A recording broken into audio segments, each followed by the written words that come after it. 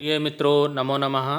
प्रिय मित्रों, आज हम अपने इस वीडियो में अध्ययन करेंगे एनसीईआरटी द्वारा निर्धारित कक्षा 7 की संस्कृत की पाठ्यपुस्तक रुचिरा से प्रथम पाठ सुभाषितानि का। सुभाषितानि अर्थात सुंदर वचन।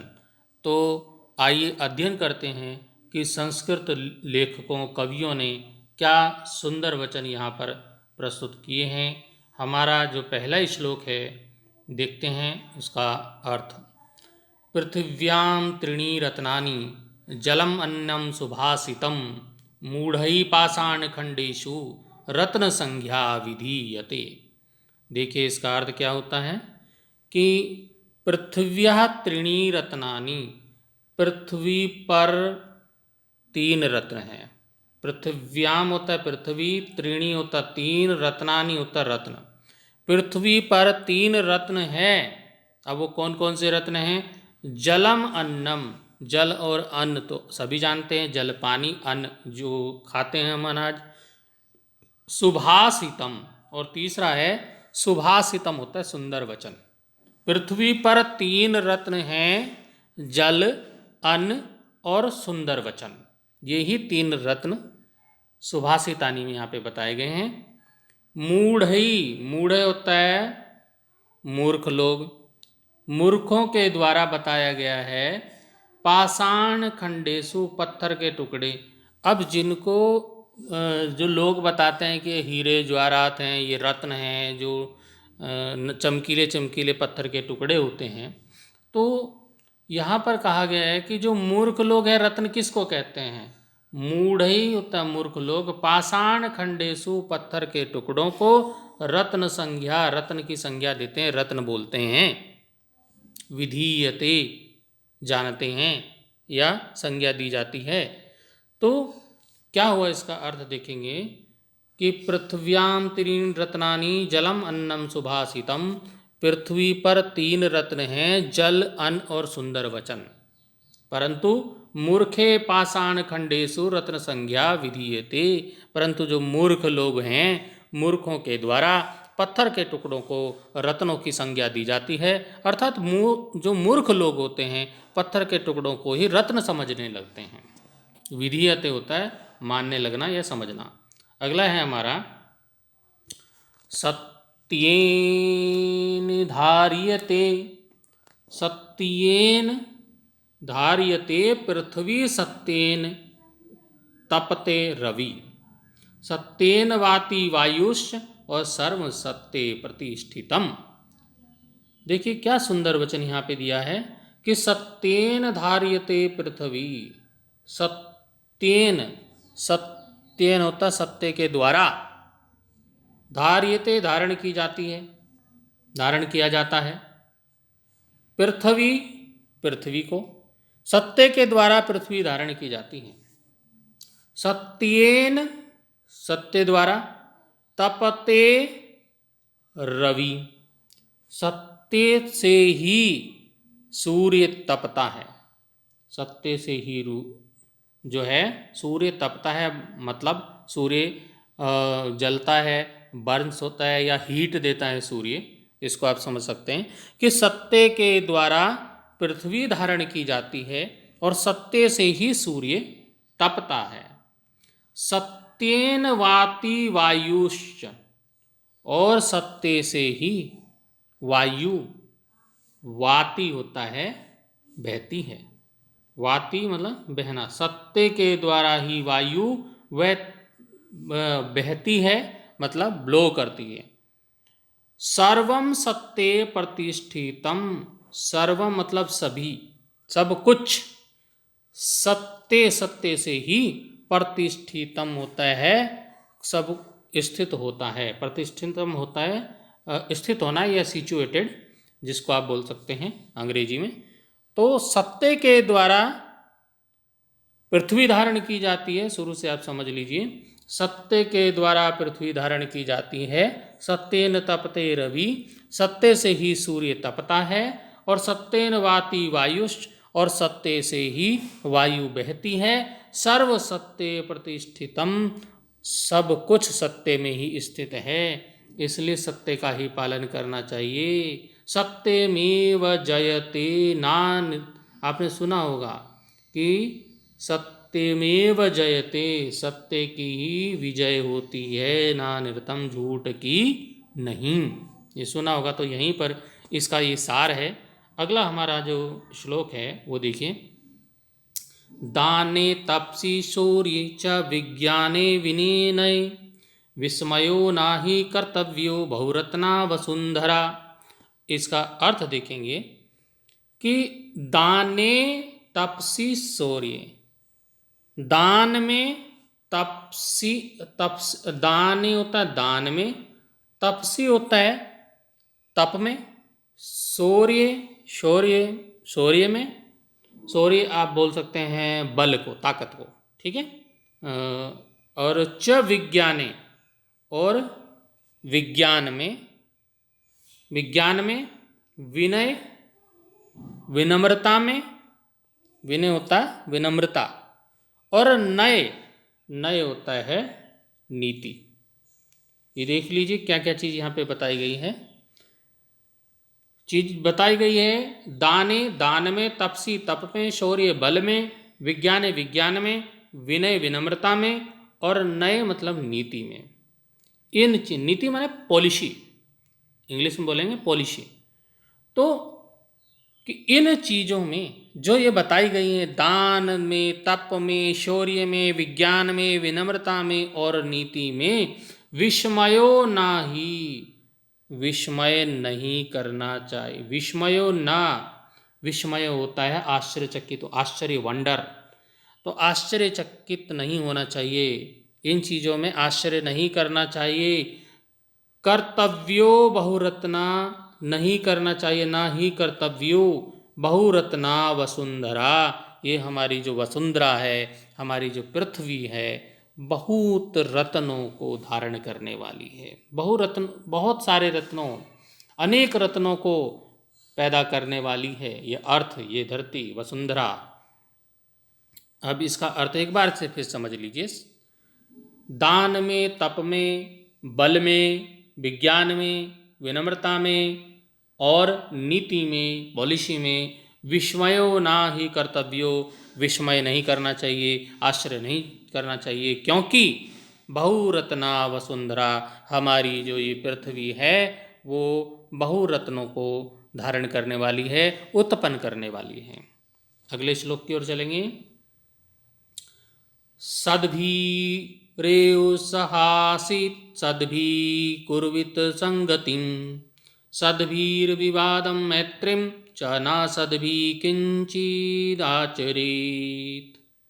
सुन लीजिए सद्भी। अब सद्भी और एव दो शब्दों से मिलकर बनाए, सद्भी और एव अर्थात सद्भिरेव। सद्भिरेव का अर्थ होता है, इस सद्भिरेव का अर्थ हुआ सज्जनों के साथ ही, सज्जनों के साथ ही सह आसीत, सह आसीत साथ बैठना चाहिए, सज्जनों के साथ ही बैठना चाहिए, सज्जनों के साथ ही रहना चाहिए।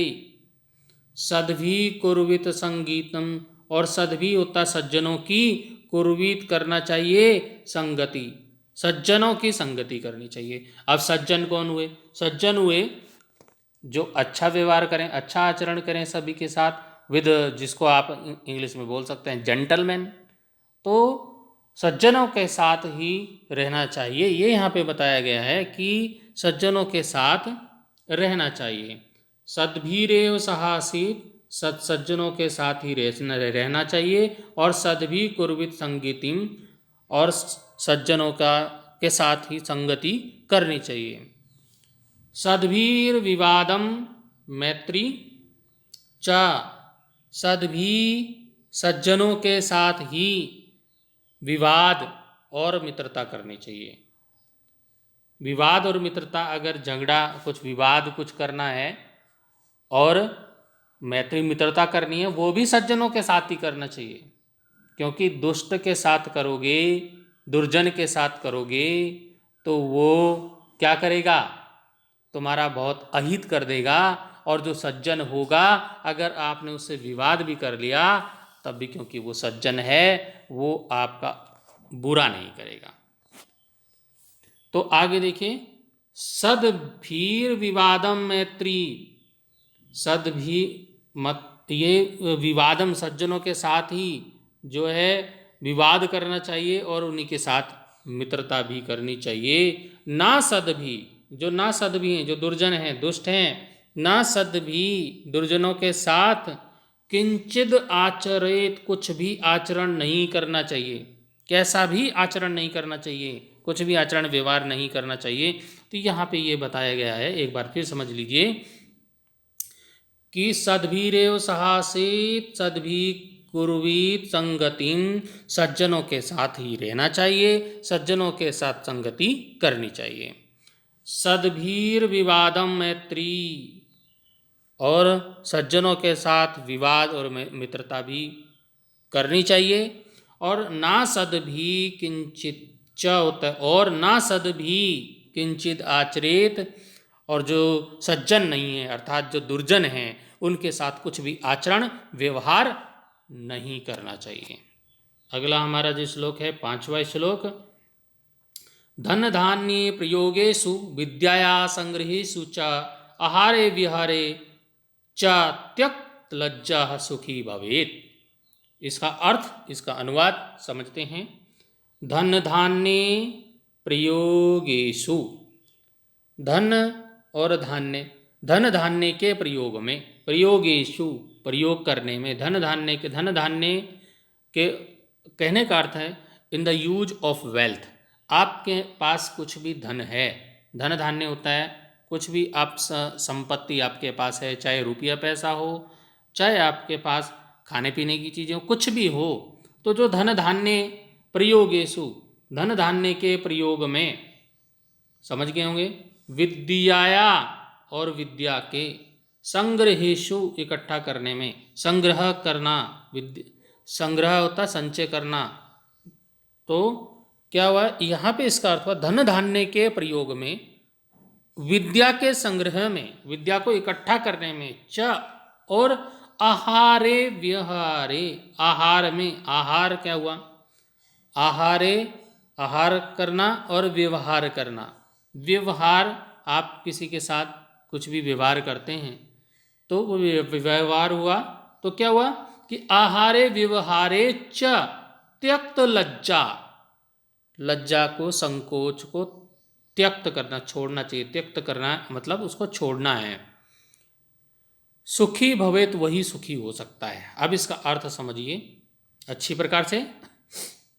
धन धान्य प्रयोगेषु विद्याया संग्रहेषु च, धन धान्य के प्रयोग में, विद्या के संग्रह में और आहार करने में, आहार मतलब भोजन करना, खाना पीना जो भी है, आहार में, व्यवहारे च और व्यवहार में, त्यक्त लज्जा, जो लज्जा नहीं करता है, शर्म नहीं करता है, संकोच नहीं करता है, सुखी भवेत, वो सुखी रहता है। तो समझ गए होंगे कि अगर हमें सुखी होना है, सुखी रहना है, तो हमें धन धान्य का प्रयोग, हमारे पास जो संपत्ति है, वेल्थ है, उसके प्रयोग में शर्म लज्जा नहीं करनी चाहिए, उसको खर्च करना चाहिए। अपनी विद्या को संग्रह करना चाहिए, चाहे वो कहीं से भी संग्रह हो, कहीं से भी विद्या ज्ञान आता मिले आपको, चाहे वो गरीब से मिले चाहे अमीर से मिले, कहीं से भी आपको, अच्छी जगह से मिले बुरी जगह से मिले, लेकिन ज्ञान विद्या आपको मिल रही है तो उसका, उसमें शर्म नहीं करना, उसको इकट्ठा करना है। उस आहारे और खाने पीने में भी शर्म नहीं करनी चाहिए, लज्जा नहीं करनी चाहिए। व्यवहार में भी लज्जा नहीं करनी चाहिए कि मैं किसी से व्यवहार रख रहा हूँ तो उसमें अपनी शर्म महसूस करूँ। त्यक्त लज्जा, जो लज्जा को त्याग देता है इन चीज़ों में, धन धान्य के प्रयोग में, विद्या के को इकट्ठा करने में, आहार में और व्यवहार में, इनमें जो लज्जा नहीं करता, संकोच नहीं करता, सुखी भवेत, वही सुखी होता है। ये इसमें बताया गया। अगला हम श्लोक देखेंगे। क्षमा वशीकृतिर्लोके क्षमया किं न साध्यते, शांति खड़ग करे यस्य किम करिष्यति दुर्जनः। बहुत ही अच्छी वचन यहाँ पे बताया गया है कि क्षमा, क्षमा जो है, किसी को क्षमा करना, माफ करना, क्षमा आप जानते ही होंगे। क्षमा संसार में सबसे बड़ा वशीकरण है, ये यहाँ पे बताया गया है कि क्षमा करने से बड़ा कोई भी वशीकरण यहाँ नहीं है संसार में।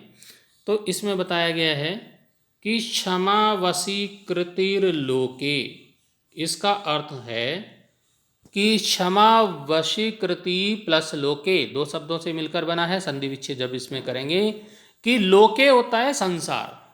अब यहाँ पे अब जब इसको टुकड़े करेंगे तो ये हो जाएगा लोके, लोके हुआ संसार में।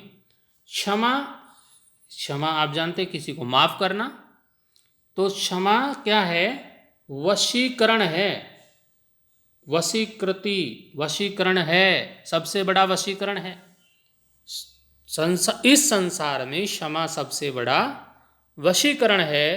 क्षमा के द्वारा मतलब सब कुछ सिद्ध हो सकता है। क्षमाया किम ना साध्यते, क्षमा के कुछ भी साध किया जा सकता है, अर्थात क्षमा के द्वारा क्या नहीं सिद्ध हो सकता, अर्थात क्षमा से सब कुछ संभव होता है। यदि हम किसी को माफ कर दें, क्षमा कर दें, तो उससे सब कुछ संभव हो सकता है, सब कुछ सिद्ध हो सकता है।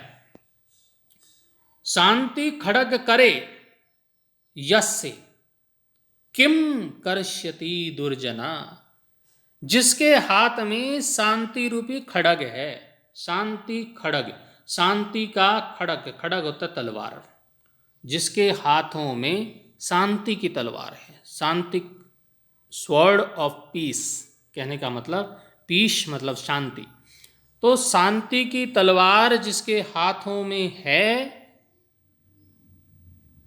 किम करिष्यति दुर्जना, उसका दुर्जन दुष्ट क्या करेगा, उसका दुष्ट भी कुछ नहीं कर सकता, अर्थात दुष्ट उसका कुछ नहीं बिगाड़ सकता, जिसके हाथ में क्या है, शांति की तलवार है, क्षमा की तलवार है। तो यहाँ पे एक बार फिर अर्थ समझ लेंगे। क्षमा वशीकृतिर लोके क्षमया किमना साध्यते, इस संसार में क्षमा वशीकरण है, क्षमा के द्वारा ही सब कुछ सिद्ध हो सकता है। क्षमा के द्वारा क्या सिद्ध नहीं हो सकता, अर्थात क्षमा से सब कुछ सिद्ध हो सकता है। शांति खड़ग यस करे यस्य, और जिसके हाथ में शांति रूपी तलवार है, किम करिष्यति दुर्जना, दुष्ट उसका क्या करेगा, अर्थात दुष्ट उसका कुछ भी बिगाड़ नहीं सकता। तो इस प्रकार हमारे पास जो ये रुचिरा पुस्तक कक्षा 7 की, उसमें प्रथम पाठ सुभाषितानी है, इसका हमने जो श्लोक हैं, हमारे सुंदर वचन हैं, उनका हिंदी अनुवाद सहित अध्ययन किया। तो अभी इस वीडियो की मैं यहीं पर समाप्ति करता हूँ। अगले वीडियो में मैं आपके लिए इस पाठ के अभ्यास प्रश्नोत्तरों को लेकर उपस्थित होऊंगा। तब के लिए धन्यवाद।